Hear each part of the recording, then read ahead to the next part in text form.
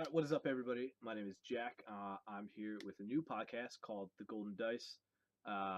We will be a Star Wars Destiny podcast, which is a card game from Fantasy Flights. And this we will be doing what is called a draft. So, to draft, you need a Rivals draft box. It comes with 20 cards. 4 of them are characters, 2 are battlefields, and the rest are either upgrade dice or events or supports that go into your 30 card deck. So the way draft works, as you can see, we are going to open 3 packs. You combine them into one group, and then from there, you will pass to one side, right or left. I don't think it really matters which way you start off. And then you just go around till there's no cards left. You open 3 more packs, and then you pass the opposite way. You can only take 1 card per pack, and it's just a lot of fun because it kind of gets dice and cards to the table that you don't normally see. So my first 3 packs I opened up, combining them into one. I got a Ion Disruptor Rifle, I got Darth Vader's tie, and I got General Hux. It's me trying to hide all my dice from everybody else. We ended up being a group of 9 of us. Some buddies and I, we just met up at a friend's house, and we just started drafting since we had time to kill before Legacies drop. But the way this little mini series is going to work is this video, obviously, we are going to show you the draft. You'll see how it gets to work from, a perspective that isn't TTS, because sometimes that can be a little bit hard to follow. I know it has been for me. So, starting off, I take that Ion Rifle. 5 cost is a lot, even in Constructed. Now we're talking about draft. I knew it was a risky take, but I really didn't think the TIE Fighter was going to be that good. Special is awesome, but having to spend 2 resources to do that would be crazy. And Hux, I don't think is too good of a character. But I figured the Ion Disruptor, if I played it, I knew I wanted to run Ketsu. I think she is the best character in the rival set. So having her out gives that redeploy. So whether I play that on Lobot, even though he has Guardian, I'd still be able to keep that die in the game. So I go with that. Next card that I draft, I wasn't paying attention, but looking to my right, he drafted the Sonic Cannon first, and then so I got past the General Riken and a Seeker Droid, so I definitely took the Seeker Droid. If memory serves me right. That's 2 crossed upgrade. That is awesome. So now I look at this one, and I know the only die card in there is going to be Coordination. Ended up being Bazine in there, but I did not want her. Didn't think she was that good. I think her special was great early game, but most of the time people will be killing your other opponents, and then you're sitting there with a Bazine who can do at most 1 damage. Maybe more if you have good upgrades on her, but not super likely. So at this point, I'm sitting on a Secret Droid, the Disruptor Rifle, and a Coordination. And Coordination is really good, especially in draft, because you're probably going to have at least 3 characters, maybe 4 if you somehow get lucky. At that point, the special is give a character to all shields, so that's 3 shields you're giving out. And it has 2 focus sides, a resource side, 2 of the special sides, and then a blank. So for me, I think it was really good value for spending 2. And it, of course, like everything else, can be overwritten in the game. So again, we were doing 6 packs of Empire at War. The rules that we were going with were the Balance of the Force was not in play, but that did not affect us at all because the only ones I believe are Poe from Awakenings, Phasma from the 2-player set, and then Unkar and FN from Spirit Rebellion. So that didn't matter, but we just wanted to clarify for when we play again. But we did say that the errata was in place, and I believe the only errata card in Empire at War was the Heat of Battle. So before it was turn any number of your dice to a side showing damage, and your opponent could turn any of their dice to a side showing damage. But that got changed to 2 and 2. So at this point, I'm kind of dealt a hand. Wasn't super happy with Unyielding. Seemed like it would be decent, stinking, few unblockable damage through at the end. But I didn't think shield generation would be too much of a problem, so I went with that piece, which is it's my buddy Shane. Almost like a emergency situation, kind of hit the button, panic button. Sound the alarm, but you're guaranteed all blanks. So I went with that. Didn't think it was super good, but the pack didn't seem too great. Now looking through this one, at this point I know I'm going blue and red. So the yellow cards I'm kind of just skimming by, and I believe I end up going with Kill Them All, because I'm just a guy that likes to kill things. And I figured I'd be seeing at least a Jawa on every team, or at least one non-unique character on every team, because that's 1 damage to each non-unique.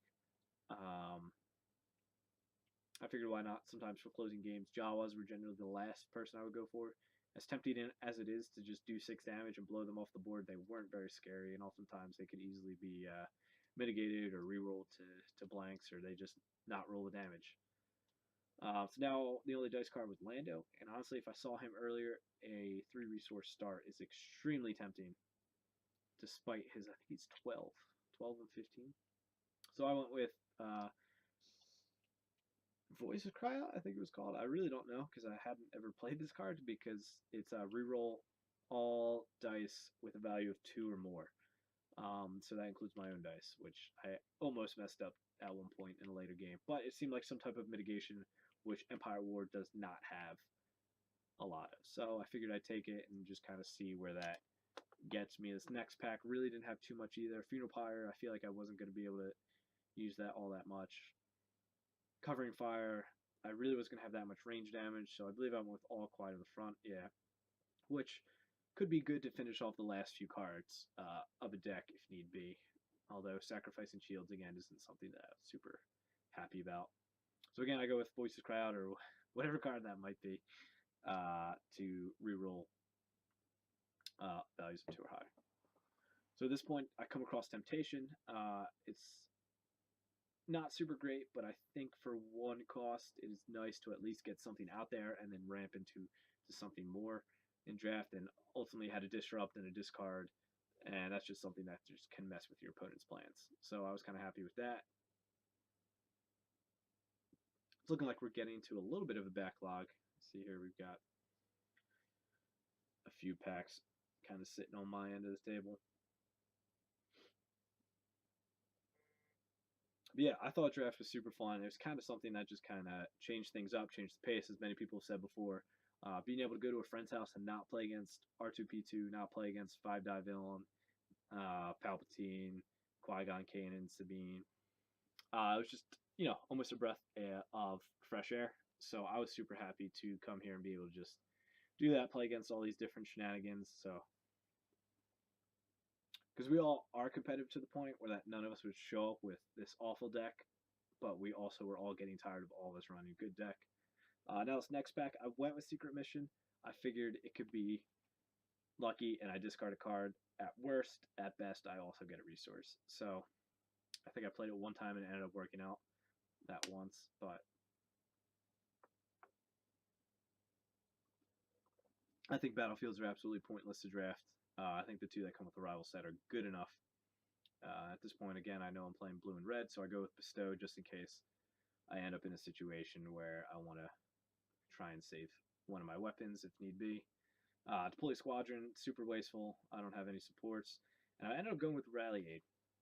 Again, not best choices. There's only 4 or 5 cards, but I figured could end up saving resources in the long run, because it is play a card decreasing its cost by 1, 2 if it's a vehicle. So I could play anything. I don't think I really ended up hitting the board with it just because of the randomness of it. If I want to play a card, I want to play a card. I don't want to have to shuffle my deck or shuffle my hand. And, I would let my opponent pick, so there's no question of cheating or anything like that. So I just didn't want to take that chance. Now I get, again, 2 red alerts, I think, and that's ready and non-unique red character, which I probably wasn't going to have. Seemed like a waste, so I went with Battle Wills. I think that last card was, which not worth it in draft. So I think that was just kind of a filler. And again, so the rules of this, again, you can mix hero and villain cards. You can mix your character pairings too with that. The only restriction really is still the 30 points of the characters, but you have to have that color of a character to have that in your deck. So if you want to have a yellow card in your deck, you have to have a yellow character. So he should be winding down. I think he's asking which one he should pick, despite them being the same exact card.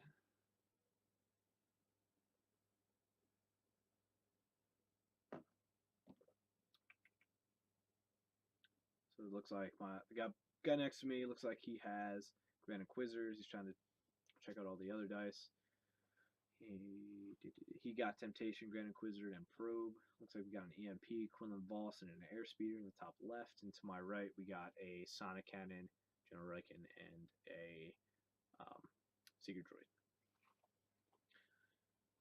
And this is my last two. I figured I'd take Rend. I really don't see supports getting discarded. Rend, meanwhile, could be played, maybe. Stolen catch, run interference, I guess. I did see a run interference.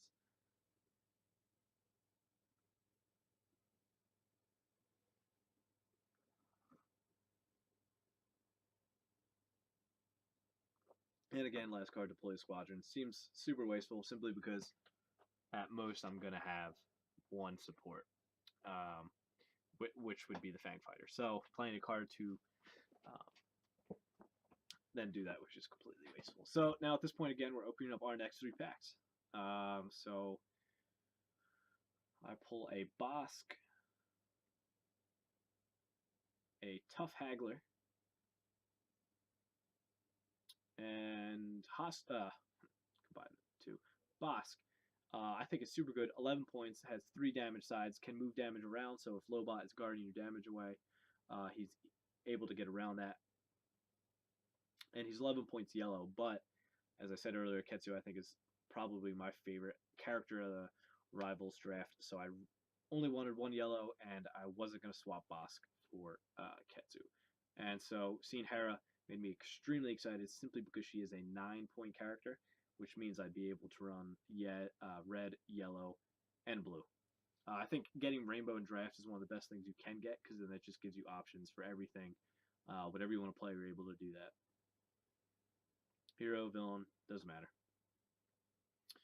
To the right of me, it looks like there was a mace, a weapons catch, and it looks like that's a Lando. To my left, can't tell what that last dice is, but Serving the Dark Side, a Wookiee Warrior. And up top, we got Ace Pilot, I think it is. It's the 4-cost upgrade, Gamorrean Guard, and an A280 Blaster. A280 super good, I think, has redeploy. The special gives 2 shields.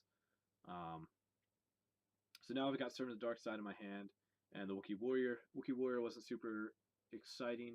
Serving the Dark Side I thought would be really good. Despite having 7 health, I think I still really liked what he brought to the table, giving things redeploy.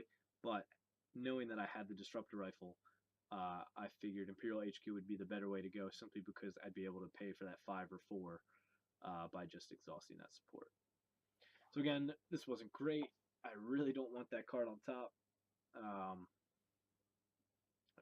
It just seemed too expensive. It's not a weapon, so Ketsu wasn't going to give it redeploy or being able to take it. So I think I ended up going with Deadly, just in case at the end of the game I need closing, just a few extra damage. That's the perfect way to kind of finish it out.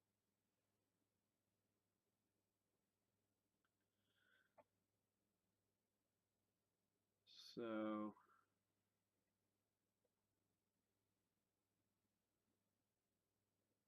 at this point, I think we're just separating the cards so we kind of know what's coming up. Next pack is coming my way. I've got Temptation. I've got a Training Remote as the 2 dice cards. So I think I take Training Remote, but I didn't read its text. I just saw the +1, +1, +1, +2 for resource blank blank. I was like, oh, that'll be perfect.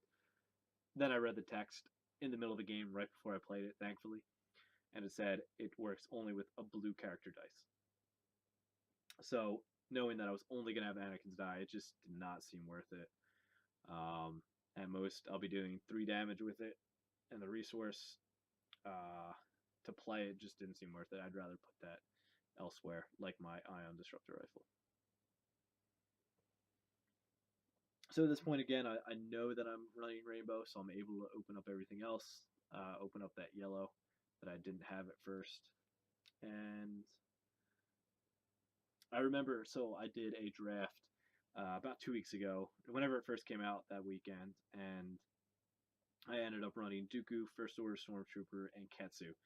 And it ended up doing pretty well. I believe I went 2-1. But having to pay side on Dooku and to pay side on Stormtrooper really was killing me. So I being able to take a stolen catch, I thought I was going to be really short on resources, and that was a big help. But yeah, that Dooku in Awakenings is a fantastic draft. Being able to discard to stay alive and drag the game on, and use that 2 discard side along with the Vibro Sword or whatever comes in the rivals. Just those discard sides add up, and mill in rivals is very good if it can be pulled off.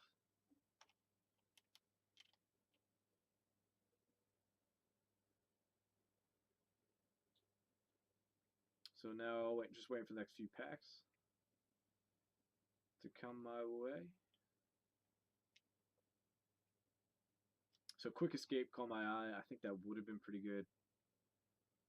But I ended up going with the Fearless because it's a good ramping. I mean, being able to draw a card, being able to get a shield, just seemed like it would be worth it. You know, doing something like playing that and then drawing the card, getting a shield, and then playing the crafted lightsaber over top of it just seemed like a good play to me.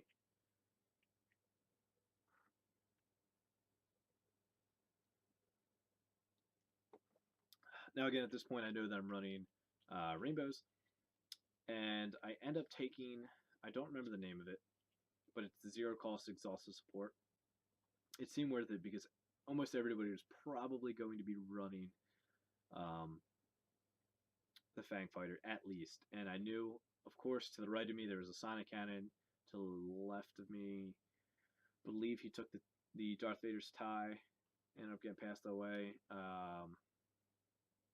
There was the Airspeeder up top. So I knew there were a few things sitting out there that could potentially be played, and that kind of would be an answer for that. I think at that point, my buddy next to me telling me I'm an idiot if I don't draft Bossk. Little did he know I'm an idiot and I didn't draft Bossk. I ended up being pretty happy with what I had. Again, he's super good, but I just like Ketsu too much. And at that point, I'd be at 22, so I'd either be able to play an 8-point character or the Jawa, and being monocolored did not excite me very much. I think they actually had 2 monocolored decks that ended up hitting the table during this draft. But again, so we end up doing 4 rounds, so you'll be able to come back and check out my games and see how they went, see how my deck performed as you guys see me drafting it. Scatter Blaster was not super exciting to see. Didn't think it was that good. I believe I ended up going with the Thermal Paint just because that extra damage throughout the whole game would have been awesome, and then discarding at the end simply to try to sneak out an extra damage or 2 to seal the game. And 3 people down from me, I think it was, there was a Sabine. So I was not ready to get Thermal Paint recycled for 1. That did not seem like it would be a very fun thing to play against. You know, basically guaranteeing 2 damage a turn, I think would go a very long way in drafted format. Now, Tech Team, again, I was hoping that was Pure HQ. I was disappointed again seeing Lando and Buyout. I think if they were drafted separately or at some point, I think they could have been very viable. I took the Buyout. I wasn't really too happy with anything in that pack, so I figured I'd take the Buyout just so nobody could use that against me because I wasn't sure about anybody else's resource generation.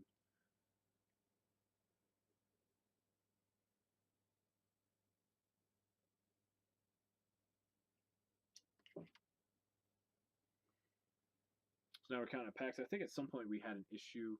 One of the packs got skipped over, so it was just kind of sitting there. So we got down to the last few cards of packs generally, and there was one pack that still had about 8 in there. Yes, yeah. My buddy next to me has 8. I think I have 9 at this point. So there should only be 4 or 5 cards left in that, or 6 cards left in that. But I think that one had 8 or 9. So now just trying to figure it out. Again, we had 9 of us, and I think only 4 of us had drafted before, so we did have a lot of new guys with that that were trying it out for the first time. Some of them have always played Destiny, some of them have kind of on and off, some of them are just coming back. So we had a good group of, I think, experienced players and kind of guys just trying to get back into the game and trying out this new draft format. There's a lot of excitement around it. I think it's a super exciting format to be able to play in. I wasn't too happy with this pack. Knew I didn't want the Wookiee Warrior.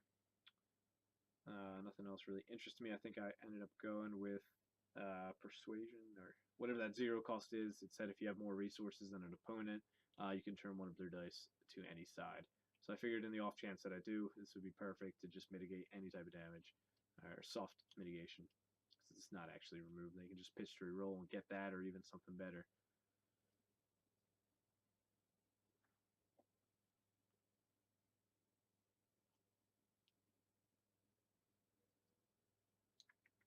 So yeah, just still talking to, doing it in person can sometimes be a little bit more confusing if we're going real quick and not waiting for other people, but I ended up working out. And I haven't done a draft on TTS yet. That always seems super overwhelming and not something I was generally too excited for. Playing in person with a bunch of friends and seeing their reactions to what is in their hand, I think is probably one of the best feelings for draft. But yeah, so we're coming down the last two. So generally, as you can tell with my deck, I have a lot of different upgrades at different levels to help me ramp up into that Ion Disruptor Rifle. And if they go for Ketsu first, that means Anakin's able to get that on him and not have to worry about taking damage. If they go for Anakin first, still play it on him, and I could potentially get 2 uses out of it as it could redeploy to Ketsu. So at this point, yeah, we're down to 6 cards, and there's still one in here. Tough Haggler made it all the way back around to me. At this point, I took it just because it was a die card. I wasn't super impressed by it. I don't think I was going to play it, but given a tough situation where I just needed something out, if I had just Tara by herself at the end, I was like, I'd rather play Tough Haggler than nothing. So Twin Shadows was useless. Red Alert was useless. So I ended up going with Force Vision just to give me information. Battlefields, who cares? Just don't draft a Battlefield. Both of them are in the rivals are very good for draft. I think I always use the resource one. I always try to spend my resources so I can start with 3 every time. So yeah, just counting out, making sure that everything is right, that we all are good. So I get this last card here if I ever realize that it's sitting there and stop. Just wasting time. Hut Ties. So again, I don't think it was that good of a card. People could easily just play around it and, spend your resources before you roll out. And then Hut Ties is useless because then you can choose to lose 0 resources. And this is the last pack. That was one of the delayed ones. I just take the Ren Shield Generator. I don't think Fang Fighter would ever get removed if it happened to hit the table.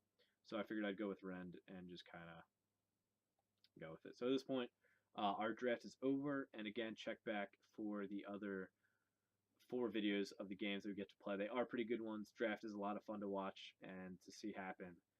Again, Golden Dice Podcast. We're new around town, small guy on the block, but give us a follow, subscribe, and I look forward to talking to you in the next few videos.